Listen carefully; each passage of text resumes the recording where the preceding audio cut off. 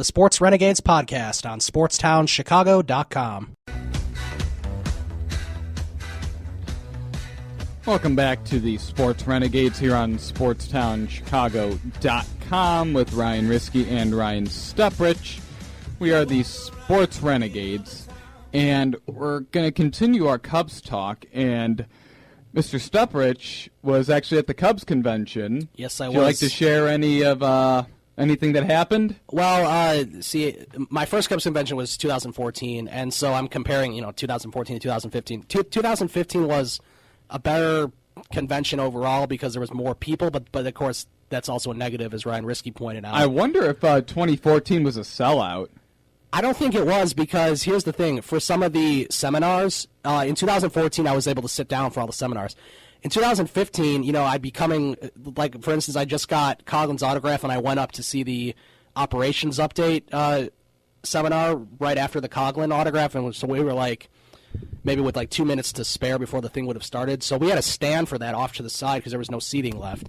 And that's how it was. For two of the seminars, I could sit down. For the other two, I had a stand during them, so that was kind of annoying. Now, for the seminars, were they did you go to any Q&As? Well, here's what happened. For most of the seminars, some of them were strictly a Q&A, but for the ones I went to, they weren't Q&A until the end, where you can go up to a microphone and ask a question. So I usually left when they would ask a question because I don't really care what the other people have to say about them. But, it was kind of cool to listen to them talk and stuff. And, of course, I was in the room when they broke the news that the bleachers wouldn't be ready for opening day. So that was kind of... Were people pissed? No. I think people now sort of understand, what the Cubs are doing and stuff. So there wasn't a whole lot of, I'm 80 years old and I haven't seen the Cubs win the World Series. There wasn't a whole lot of that, where there was more of that in 2014.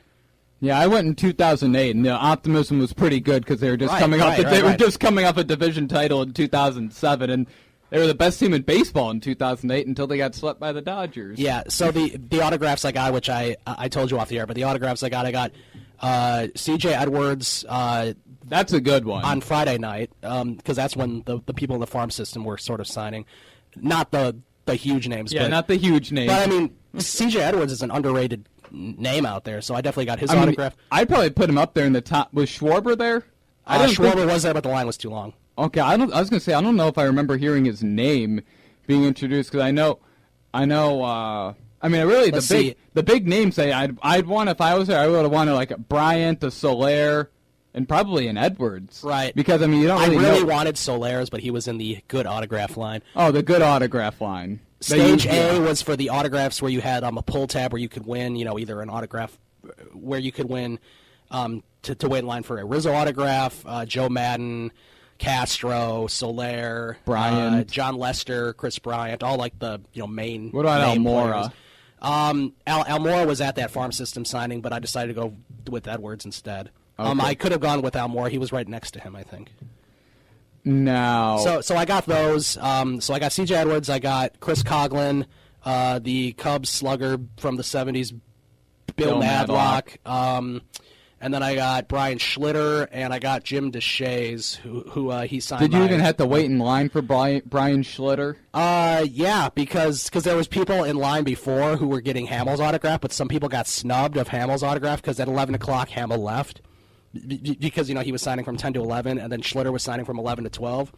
So when we got down there, people in front of us were, really upset because they were waiting for Jason Hamill's autograph. They had to settle for Brian Schlitter's. Oh, I'd be annoyed, too. Funny thing is, when I went one year, not 1 year, the only year I went to the Cubs convention in 2008, we were in the line for Ryan Theriot, except the next guy after him was Bill Buckner, and at whatever time that he was done, I think it was 10 o'clock, his hour and a half was up. There was a 10-minute period between him or for Bill Buckner to get there and for him to leave. Right. He stayed the whole 15 minutes and signed autographs, and after Bill Buckner got there, he even stayed longer to continue to sign. Yeah, that's really nice. They definitely changed stuff from the time that you went in 2008. They're very efficient on, okay, it's 11 o'clock, move, and then, they move, and then the next person gets in. It was a more organized operation, which I didn't like, obviously. Because it was pretty organized. It was just Theriot decided to stay, and obviously... Yeah, that's really nice of him. I know you said you stayed in the hotel, And just like I did, and when I stayed at the hotel, you automatically got a good guy autograph, of one of the elite players. They changed that. They really changed that.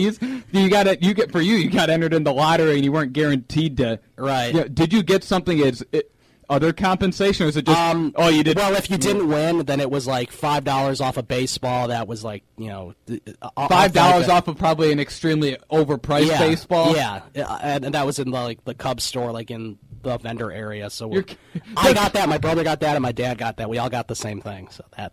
All three of you got in the lottery. Yeah, all three of us got a pull tab, and we didn't win. Now, let's say one of you guys had won to get in one of the good guy lines. Would all three of you have been permitted to go in that line, or just the one? Good question. I don't know. That would have been something if that would have happened, we would have tried to figure that out, I guess. Yeah, but that's interesting. I am not sure. That's a good question. Yeah, because when I went, me and my dad, both of us didn't get to do it. It was just, we picked one, which I picked it because I was the kid there. So I picked it, and then they looked at the number, and then they gave me the sheet for the good guy, which was Ryan Sandberg, which I ended up trading for Derek Lee. And, which was pretty nice because I had already had Ryan Sandberg's autograph because I already met him as the Peoria Chiefs manager. Did you go down to a game in Peoria? Or no, how'd you meet him? It was when they came up and played Kane County. Oh, okay, cool, yeah. So, it was just each room got to pick one, which you were picking to see what good guy you could get. Here's the thing, too, from the convention. A lot of people were upset, which I sort of understand. A lot of people were upset that the Cubs aren't affiliated with Kane County anymore. Oh, yeah, I am, too. I enjoyed going down to Cougar games just to be able to go and see some of their guy. Because I remember I went and I just bought tickets just one day because I wanted to go see Schwarber. Yeah. And then, of course, they had Albert Almora bobblehead day one game. That's so, pretty cool. Of course, I went to that. Yeah, we're all about the bobbleheads. Oh, yeah. The Cubs have released their bobbleheads this year. So I saw that at the convention, too. They were showing all the bobbleheads that they would have. There's going to be a Lester one, a Soler one. Joe Madden. There's a Madden one. There's like a Cubs. The Clark the Bear holding a winning flag. Yeah, something like that. We can't get that. That's like for 13 and under, 12 and under. Oh, so I'm going to try if I go to that game. Just like how we got that Ernie Banks statue for 21 and older. Right, when we it's went for 21 and older, but they just handed it to me. Yeah, no questions asked. I did. I just stuck my hand out and they handed it to me. That's what I did too, yeah, for the Ernie Banks statue. Because last year when I went to a Bulls game and it was Joakim Noah St. Patrick's Day bobblehead day, it was for 21 and older, and I held my hand out and they said, "How old are you?" I said 21, and they handed it to me. So that was really nice. They're not going to stop the line to check an ID or anything. Well, if you look it's not like it's promoting. It's just because Budweiser. Bobblehead is sponsored by Budweiser. It's not. I want the bobblehead. I don't care. I'll open the bobblehead for you and tear It's not off like I'm going to be staring at the Budweiser thing and then I'm going to go try to steal a beer at the United Center. Yeah, I'll tear the Budweiser thing off in front of you to show you I don't care. I just want the bobblehead. Yeah, and then, of course, they had. So did they have the bobbleheads there, or did they just tell you what they were? No, they just told us, but they told us all about the renovations. I don't know if you know this. In the upper deck, in the 400 level, they're going to have a lot more food stands up there. It's going to look really nice, apparently. I don't know if that's going to be ready for this year or in the coming years, but they have that. That's really nice. In the outfield, there's going to be a lot more things, once they get all bleachers ready. Once they get the bleachers up and ready in mid-May, there's going to be some more stuff there. It's going to look a lot nicer. Yeah, and they do have a to be determined debut bobblehead. Yes, they do. I don't know if they gave a clue as to who that would be. Maybe Bryant. Maybe. I'd see that's the thing, because all of the bobbleheads say debut. Like it says John Lester debut bobblehead, Joe Madden debut bobblehead, Jorge Soler debut bobblehead. That could be anybody. That could be Bryant, Alcantara, Montero. Who else? Baez. Yeah, it could be. It could be Addison Russell. Could be. I thought it'll be him because I don't think he'll be up or making enough of an impact. It's in late September, so that's the thing. So if it's Bryant, they're waiting to see. And yeah. Now the funny thing is, I was going back in 2012, which was the Theo's first year with the. Oh, I'm sorry, not 2013, which was their second year with the club. And I remember they had 4 bobbleheads that year. And try not to laugh when I say some of these. I only got one of them because there was only one that I wanted. Okay. So, Anthony Rizzo. Yes. I wanted that one. Very good. Try not to laugh. Darwin Barney. Oh, man. Edwin Jackson. Ooh. Did they really have an Edwin Jackson? Yeah, his first year they had Edwin Jackson. Oh, my gosh. Do you want to take a guess at the last one? This is probably the best one out of all of them. What year was this? 2013? 2013, yeah. Jeez. It was his first year with the Cubs. I don't know. Just tell me. Kyuji Fujikawa. They had a Fujikawa one? The guy that played in like 10 games got his own bobblehead. Oh, my gosh. That's disappointing. Oh, yeah. And the funny thing is the year before they had better bobbleheads because the year before they had Castro, Dempster, DeJesus, and Samardzija. Okay, yeah. Which, so I mean, Dempster was still on the team, and he was really good that year. He was really good for the Cubs. That's right. He made it to the All-Star team, I think, didn't he? Yeah, he had like a 2.20 ERA before they traded him to Texas. And then DeJesus, who was the first signing by the Theo administration. They didn't really make any other big free agent signings that year. So, I mean, they had to do him. And then Samardzija, because, I mean, they were expecting big things from him that year. And then giving Castro one. Yeah. Except then the very next year, they had one good bobblehead, one okay one, and then two horrible ones. Yeah, I'll say. The Barney one was a Darwin Barney Gold Glove Award bobblehead. That's kind of cool. And except it was for 10,000 fans, and 1,000 random ones were gold. Wow.